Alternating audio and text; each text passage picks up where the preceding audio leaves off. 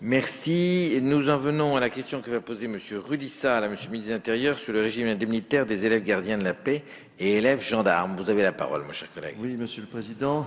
Ma question s'adressait donc à Emmanuel Valls. Monsieur le ministre de l'Intérieur, je souhaitais attirer votre attention sur les revendications des gradés et des gardiens de la paix de la police nationale et des sous-officiers de la gendarmerie nationale. Les intéressés s'élèvent contre plusieurs mesures qui portent gravement atteinte à leur pouvoir d'achat. En effet, dans le budget 2014 du ministère de l'Intérieur, l'une d'elles concerne l'ISSP, l'indemnité spéciale de risque, des élèves gardiens de la paix et des élèves gendarmes qui sera réduite de 14%. D'une part, cette coupe sombre va occasionner une baisse de salaire de 200 € pour ces jeunes qui débutent dans la vie professionnelle et qui ont déjà beaucoup de mal à acquérir une stabilité financière. D'autre part, comble de l'ironie, cette démarche va à l'encontre des mesures prises par le gouvernement de François Mitterrand qui avait intégré cette prime de risque au calcul de la retraite des fonctionnaires. Aujourd'hui, un autre gouvernement de gauche, celui de François Hollande, fait marche arrière et frappe durement les nouvelles générations de policiers et de gendarmes et mettra le feu aux poudres.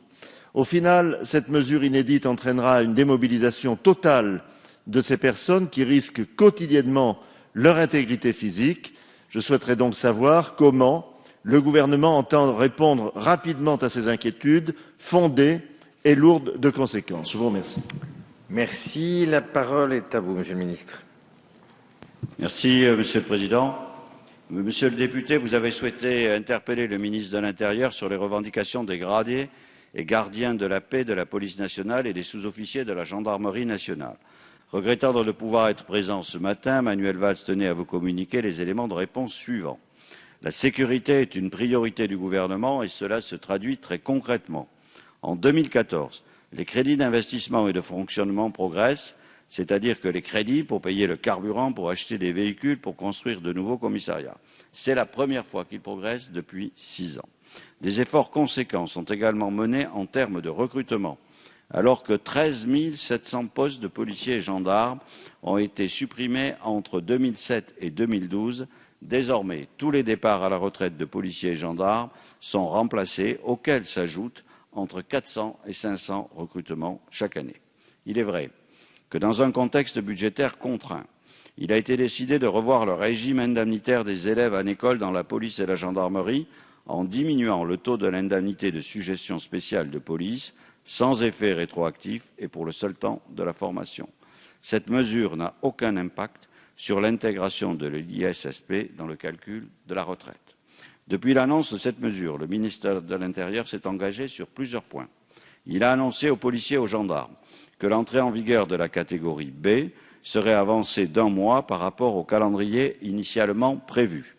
Il a annoncé aux organisations syndicales plusieurs mesures d'accompagnement, une réforme importante des frais de stage des élèves, la régularisation du dossier de l'inversion de carrière des majors, la création d'une indemnité compensatrice pour les lauréats des concours internes. Le projet de budget 2014 prévoit que les policiers bénéficieront de 31 millions d'euros de mesures catégorielles.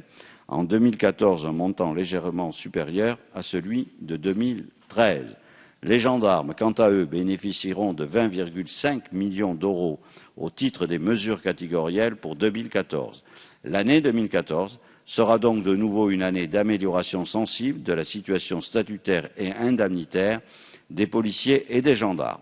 Vous le voyez, monsieur le député, la sécurité est une des priorités du gouvernement et la situation des policiers et des gendarmes qui ont de lourdes responsabilités fait l'objet d'un traitement attentif. Mon cher collègue, vous avez la parole en réponse. Monsieur le ministre, évidemment, je comprends que M. Valls ne soit pas là ce matin. Je présume que l'actualité lui a imposé d'être ailleurs alors qu'il devait être ici. Mais il vous a rédigé une note. Vous auriez pu vous dispenser de la lire parce que finalement, elle ne répond pas à la question que je vous pose. Je ne vous demande pas de faire le panégyrique de toutes les actions que le gouvernement dit mener dans le domaine de la sécurité. Je vous pose une question très précise sur l'indemnité spéciale de risque qui sera réduite de 14%. Vous me confirmez sans le dire qu'elle est effectivement diminuée de 14%, dont acte. Voilà, c'est tout. Je n'ai pas la peine de faire un long discours pour simplement confirmer les chiffres que je suis en train de dire et qui occasionnera évidemment une baisse du pouvoir d'achat des jeunes qui entrent aujourd'hui dans la police et dans la gendarmerie.